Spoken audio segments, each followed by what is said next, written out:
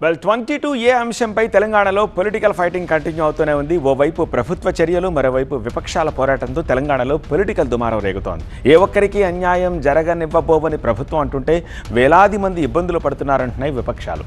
ఇంతకీ 22A పేరుతో భూముల చుట్టూ పడిన పొలిటికల్ కంచె తెగేదెప్పుడు? 22A అంశంపై అటు బీజేపీ ఇటు బీఆర్ఎస్ పోరుబాటు పట్టాయి. భూముల చుట్టూ సీఎం రేవంత్ పాలన సాగుతోందన్నారు మాజీ మంత్రి హరీష్ రావు. కమిషన్ల కోసమే 22Aను తెరపైకి తీసుకొచ్చారని మండిపడ్డారు. 22A వ్యవహారం గురించి సీఎం రేవంత్కు 4 నెలల ముందే తెలుసని ఆరోపించారు. తప్పు చేసి ప్రజలకు సారీ చెప్పడమేంటని ప్రశ్నించారు. అంటే రేవంత్ రెడ్డికి 4 నెలల కిందనే తెలిసి ముచ్చట. తెలిసినా సపోర్ట్ చేయకుండా ఎందుకున్నాడు?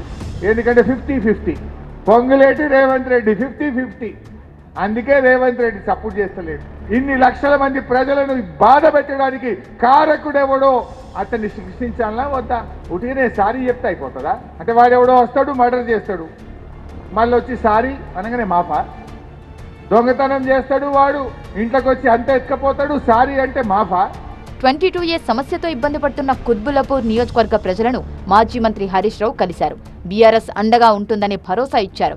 ప్రజల ఆస్తులను కాపాడాల్సిన ప్రభుత్వమే వాటిని లాక్కుంటోందన్నారు. ఈ అంశంపై అసెంబ్లీలో ప్రభుత్వాన్ని నిలదీస్తామన్నారు హరీష్ రావు. ఇప్పుడు రక్షకుడే భక్షకుడైన వేళ అంటారు.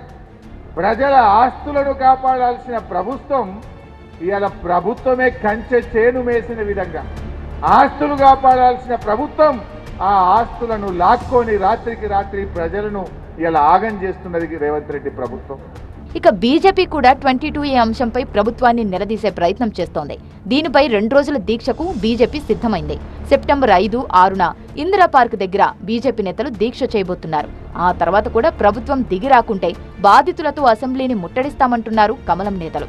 ఈరోజు భూభారతిని తీసుకొచ్చి నువ్వు ఏం చెప్పదలుచుకున్నావు? ఈ తెలంగాణ రాష్ట్రంలో ఈరోజు లక్షల ఎకరాల భూముల్ని తీసుకొచ్చి ఈరోజు ప్రొహిబిటెడ్ లిస్టులో పెట్టి మరి నువ్వు యొక్క చీకటి దందాకు తెరలేపినటువంటి మాట వాస్తవం కాదా?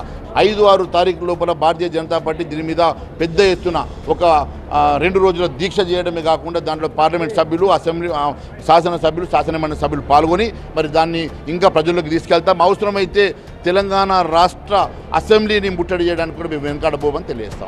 ఇక విపక్షాల విమర్శలు, ఆరోపణలకు ప్రభుత్వం కౌంటర్ ఇస్తోంది. 22A అంశం చుట్టూ నడుస్తున్న లడాయి ఏ మలుపు తిరుగుతుందో చూడాలి మరి.